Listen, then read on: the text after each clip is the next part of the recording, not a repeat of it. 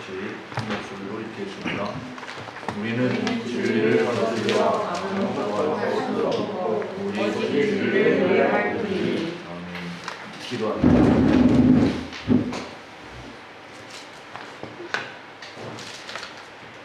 살아계신 하나님 아버지,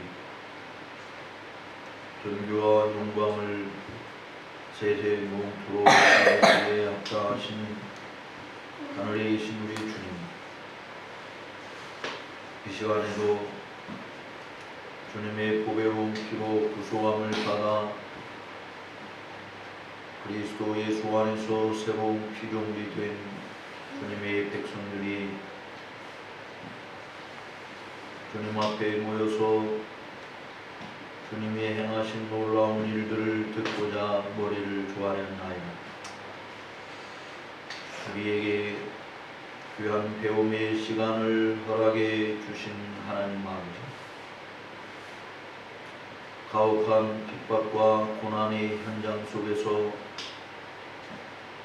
어떤 압박에도 굴하지 아니하고 믿음을 견고히 지켜서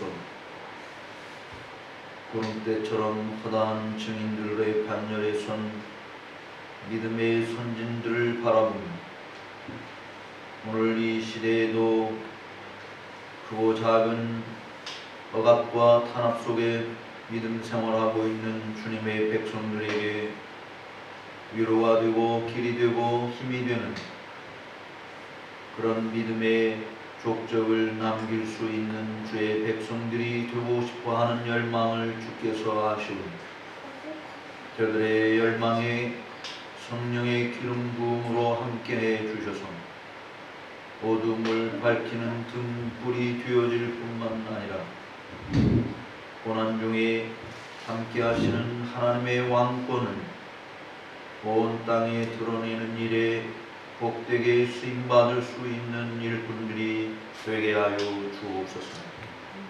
우리는 심히 부족하여 여전히 허물과 죄로 가득하고 의를 행한다고 말하지만 불의에 더 근접하고 선한 일에 열심인다고 말하지만 우리 자신의 유익을 쫓아 행하는 일들이 많은 미천한 죄인들임을 고백하며 우리의 죄를 용서해 주시기를 원합니다.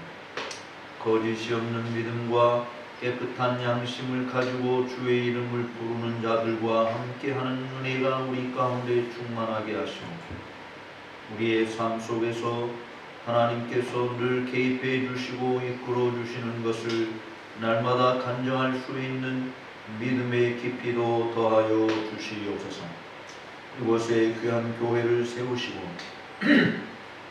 비록 적은 무리지만 이 무리를 통하여 지금까지도 영광을 받아주신 하나님 아버지, 앞으로도 계속해서 존귀와 영광을 세세토록 받으시고 또한 이 교회를 통하여 구원받아야 될 자들이 구원함을 받으며 회개하고 돌이켜야 될 자들이 돌아서는 역사들이 있게 하시며 믿음의 뿌리를 깊이 내려야 될 자들이 가르침을 받은 대로 믿음에 굳게 서서 주 안에서 행하며 범사에 감사함이 넘쳐나는 삶을 살아가는 주님의 자녀들이 다 되게 하여 주옵소서.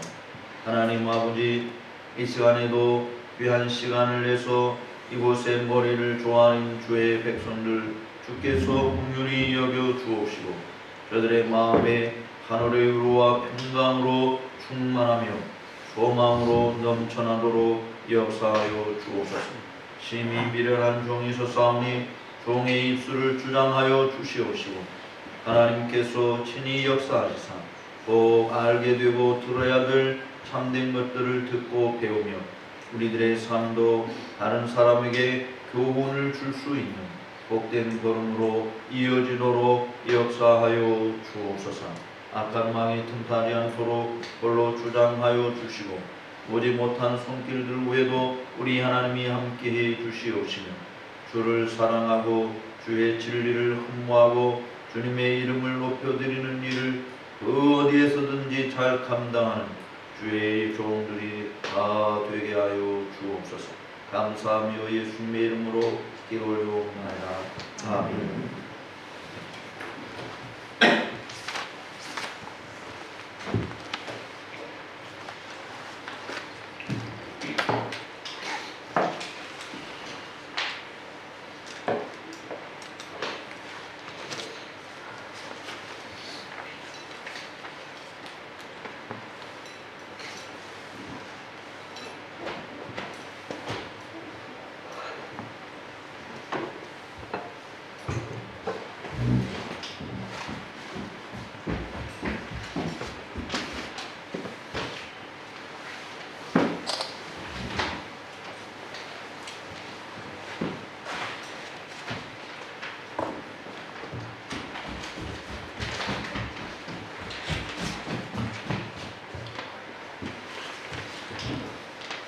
네, 오늘은 16세기를 뛰어넘어서 17세기로 나아가도록 하겠습니다.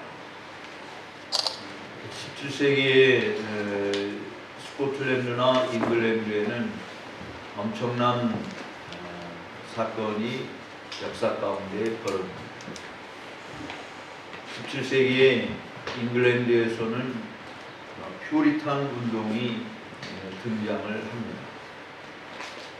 퓨리탄 운동이 물론 16세기에서부터 우리가 출발을 했다라고 볼 수 있습니다만은 그러나 이 퓨리탄 운동의 가장 절정에 이르는 그런 일이 17세기에 있었기 때문에 17세기 그중에 특별히 웨스민스터 총회를 정점으로 해서 잉글랜드 교회 개혁의 새로운 불을 지피는 그런 시기이기도 하고 또 분열의 아픔도 겪게 되는 시기이기도 하고 그리고 추방되는 핍박의 시기가 더 강화되는 시기이기도 합니다.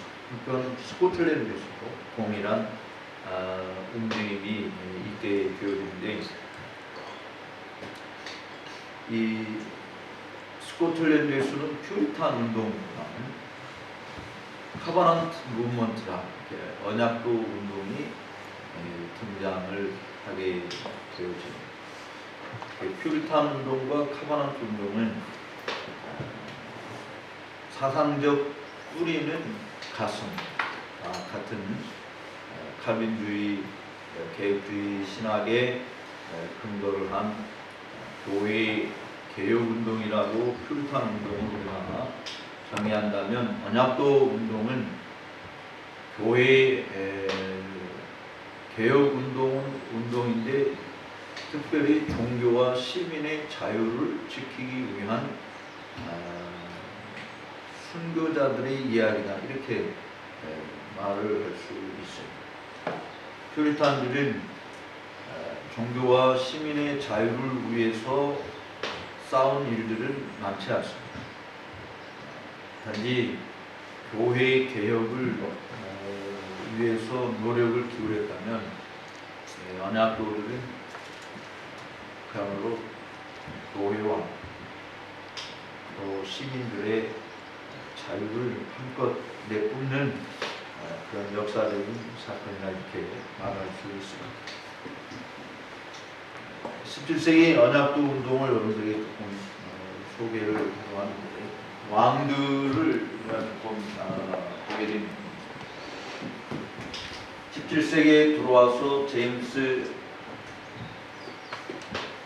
6세 또는 잉글랜드에서는 1세 그리고 찰스 1세 1625년에서 1651년 그리고 올리버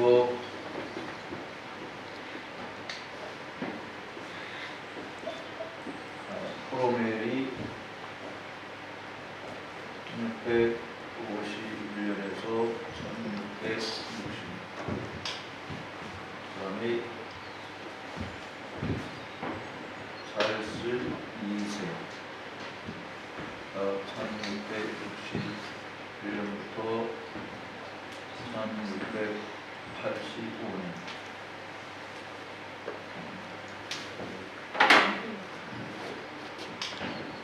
지금 우리가 살펴보려고 하는 언약도 운동이 일어났을 때의 그 역사적인 배경을 조금 우리가 살펴볼 필요가 있습니다. 첫날 우리가 여러분들에게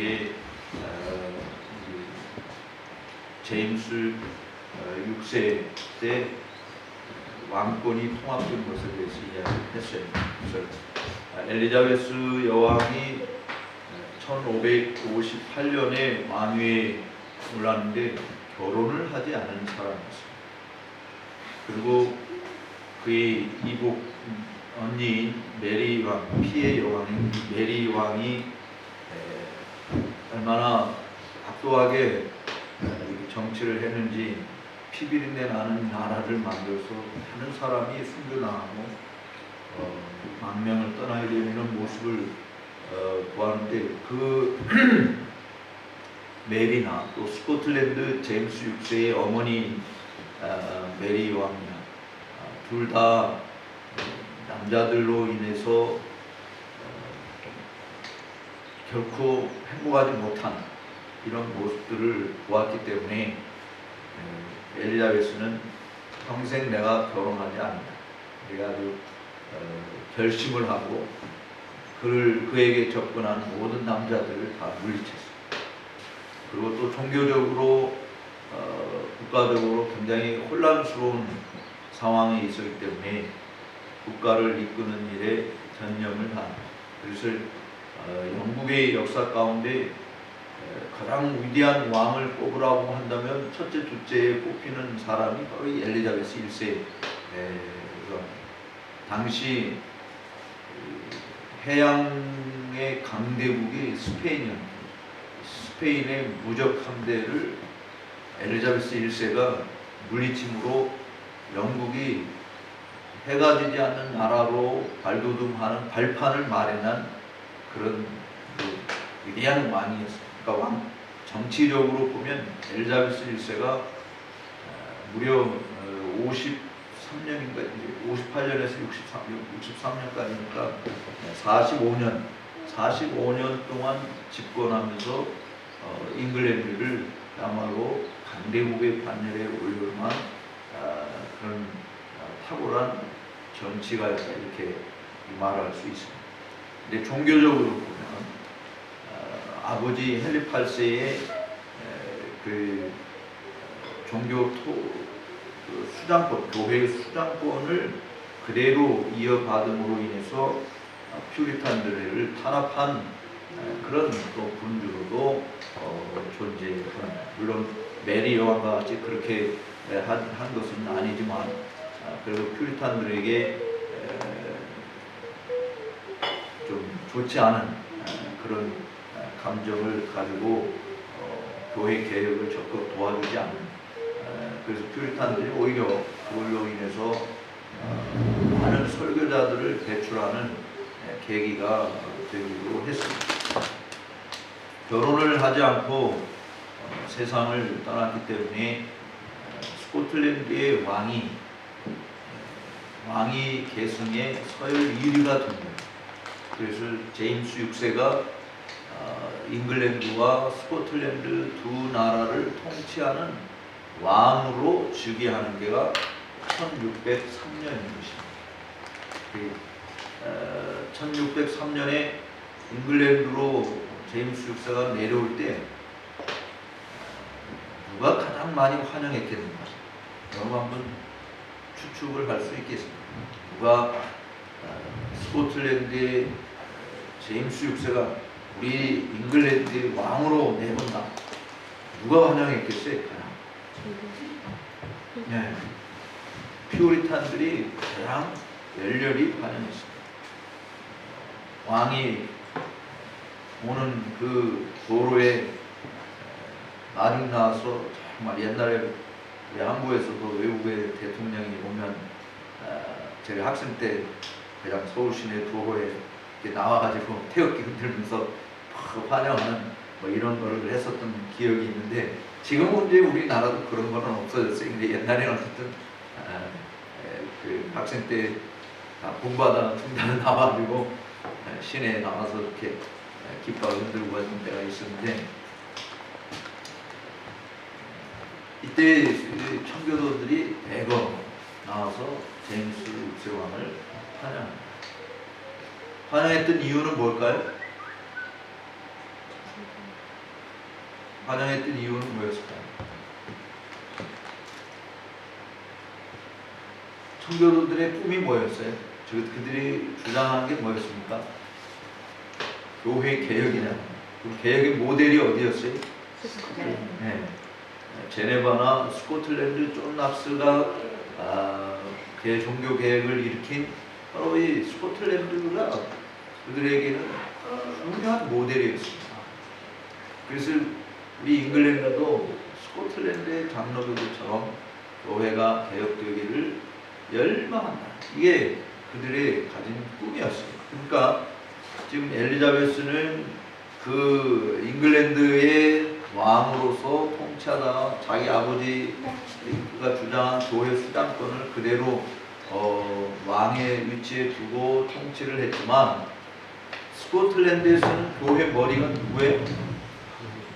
교회 머리가 스코틀랜드에서는 왕이 아니라 예수님으로 되어 있다.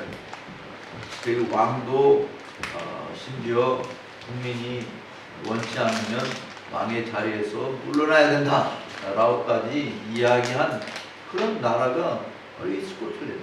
그러니까 그 스코틀랜드의 임금님, 장로교를 국교로 하는 임금님이 내려오시니 퓨리탄들이 이제야말로 우리 잉글랜드도 장로교 국가로 다시 태어나는 일이 있겠다라고 하는 엄청난 기대감을 가지고 환영을 했던 것입니다. 그런데 제임스 6세는 땅에 내려와서 왕자에 앉아서 가만히 보니까, 법을 보니까 교회의 머리는 누구로 되어 있어? 잉글랜드는 왕으로 되어 있다. 스코틀랜드에서 그렇게 하고 싶은 열망, 장로교들의 위세에 눌려서 아무것도 실천하지 못했던 제임스 6세는 잉글랜드에 내려오니까 뭐 멍석이 깔려 있는데 뭐하러 그거를 걷어들이느냐라고 하는 거예요. 그래서 잉글랜드에 내려오자마자 사실은 종교 통일령을 발표하면서 정책을 잉글랜드의 감독주의 제도로 선포를 한 겁니다. 그러니까 성교도들이 어떻게 했습니까? 한 대 둥기를 얻어맞으면 뻥 하고 나가 떨어져요.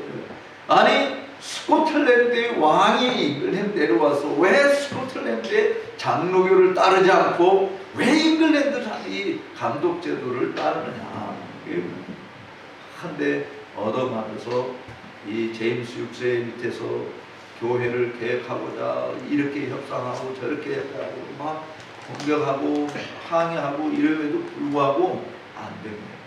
이제 제임스 6세는 그도 나는 하나님을 경외하는 왕이요 라고 하는 것을 나타내기 위해서 그가 한 가장 큰 업적은 1611년에 만들어낸 킹 제임스 성경입니다. 우리식으로 표현하면 흠정역이라 이렇게 영어의 오소라이즈 버전이라고 하는 이 킹 제임스 성경을 1611년에 만들어서 지금까지 나온 영어 성경 중에서 현재도 가장 많이 사용되고 있는 성경이 바로 이 흠정역 성경입니다.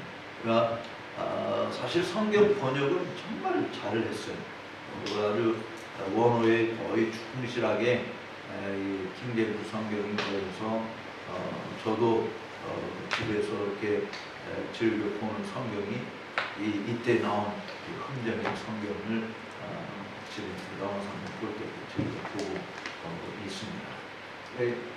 의외로 작년에 미국에서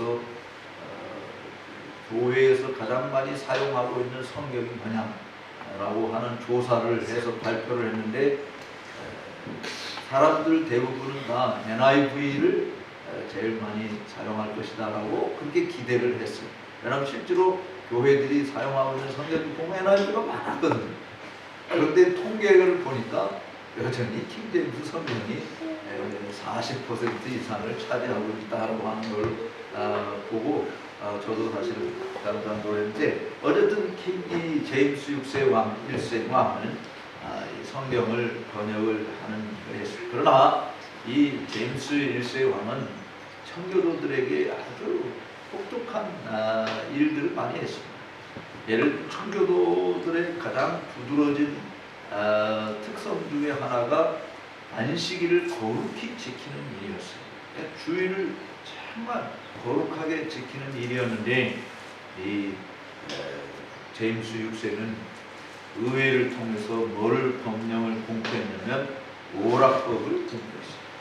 그래서 주일날 청교도들은 어떤 오락도 해서는 안 된다라고 이야기했는데, 이 제임스 왕은 주일날 할 수 있는 오락이 뭔지를 법으로 제정해서 목사님들이 예배 인도하기 전에 그 오락법을 교회 앞에서 낭독을 하고 그리고 예배를 인도하도록 만드는 거예요.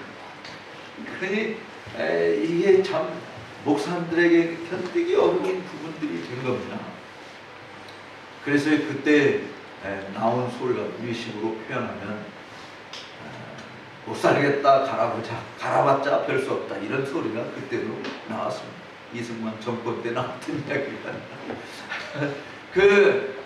그래서 이들이 하다가 안 되어서 이제 새로운 나라로 떠나야 되겠다.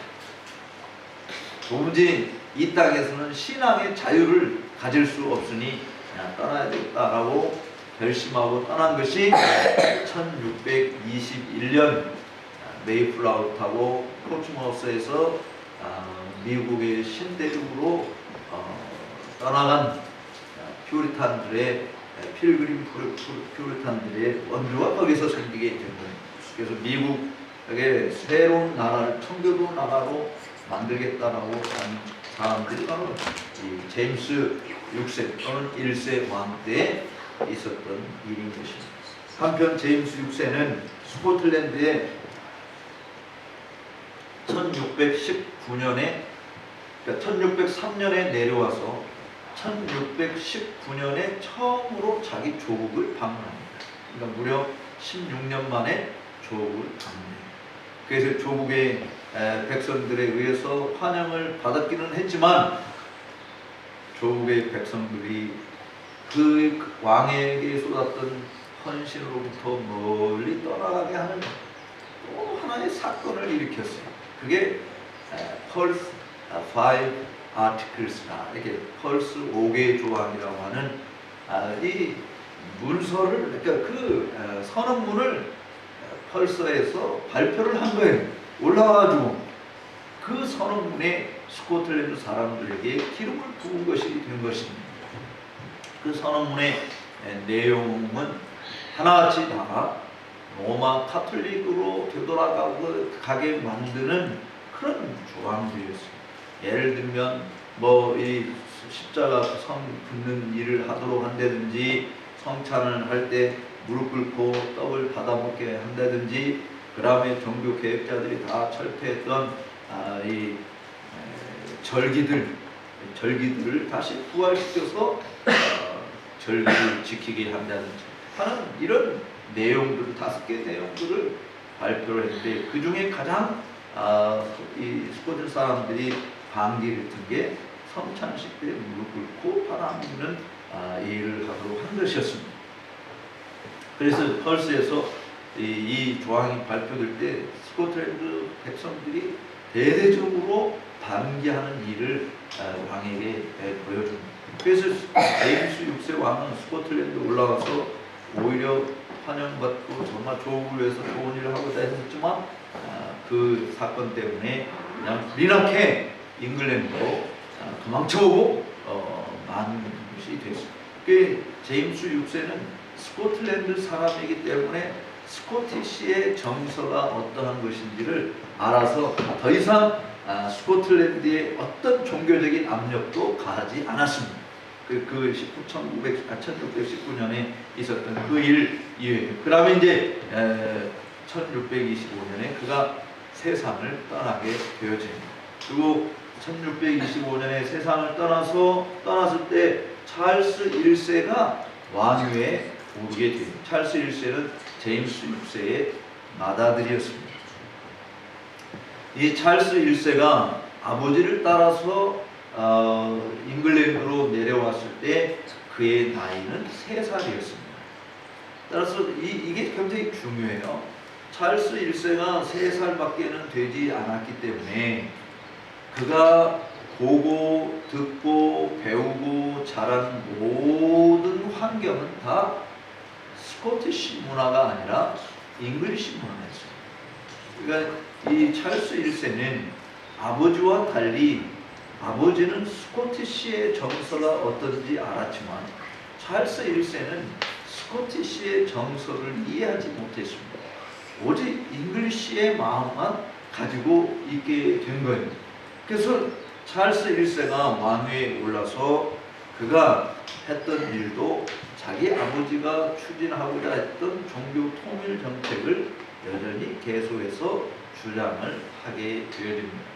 그래서 청교도들의 반발을 여전히 사게 되었고, 또 찰스 1세는 자기 조국의 스코틀랜드의 교회도 미움을 사는 짓을 하고만, 왜냐하면 종교 통일령이라고 하는 것이 스코틀랜드의 장로교를 없애고 잉글랜드의 이 감독제도 앵글리칸 교회를 세우려고 한다라고 하는 것이 그의 의도였기 때문에 그래요.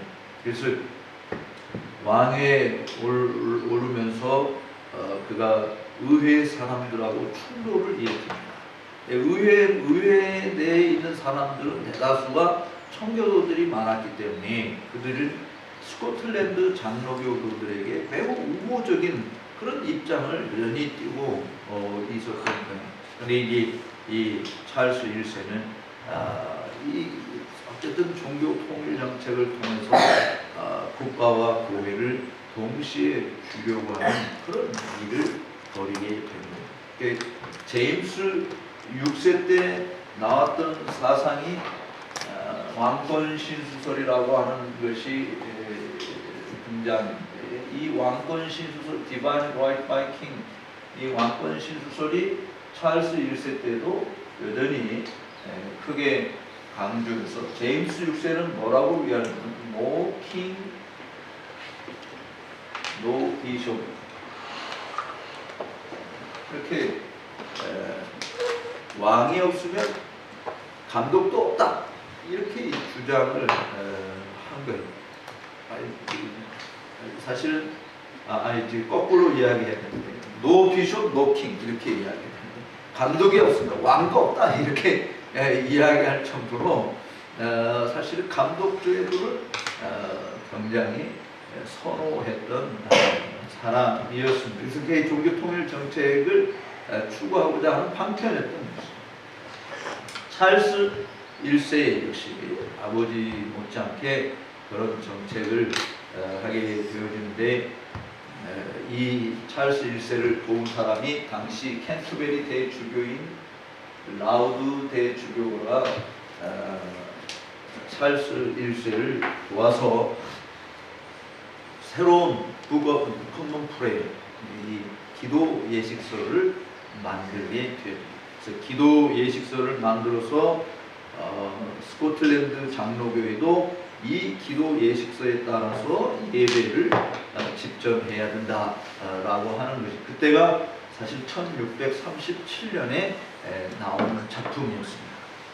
그래서 찰스 1세는 이 기도 예식서를 의회나 총회나 어디에서도 인정해 주지 않았지만 왕이 인정해 줬다라고 하는 그것으로, 왕의 명령으로 스코틀랜드와 잉글랜드 교회가 하나 되도록 그렇게 촉구해 버리고 한 것입니다.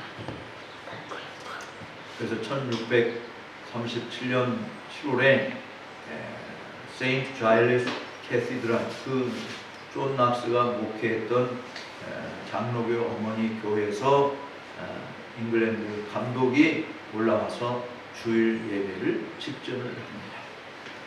그 기도 예식서에 따라서 주일 예배를 집전하려고 신부가 앞에 서고 이제 예배를 시작하려고 종을 땡땡 치고 하는데, 한쪽 옆에 앉아있는 소녀, 18살 된 소녀 제니스 게데스라고 하는 소녀가 일어나서 자기가 안고 있던 의자를 들고 신부를 향해서 집어던지면서 무슨 말을 했느냐? 우리는 장로교 예배를 원하지 감독주 예배를 원치 않습니다. 소리를 칩니다. 그래서 그것이 계기가 되어서 예배당에 있던 모든 성도들이 일어나가지고 감독을 향해서 반기를 드는 일을 하게 되어져요. 이 감독은 놀래 자빠져가지고 예배당 종탑으로 도망가서 3일 동안 갇혀서 나오지도 못하는 그런 아픔이 있었습니다. 그 한 여성의 용기 있는 행동으로 인해서 여기 젊은이들 신앙에 대해서 깊이 고민했는데 그 18살밖에 안 된, 18살 안 된 사람이 있어요. 다 넘었죠? 네. 그 소녀가 그렇게 우리는 장로의 장로의 예배를 원한다. 그래서 온 사람들이 여기에 관계를 들었고 그것이 스코틀랜드 전역에 번지게 되어서 1638년 그냥 많은 역사가 있었는데 제가 생략하고 그냥 지난 간단하게 이야기한 겁니다. 2월 28일에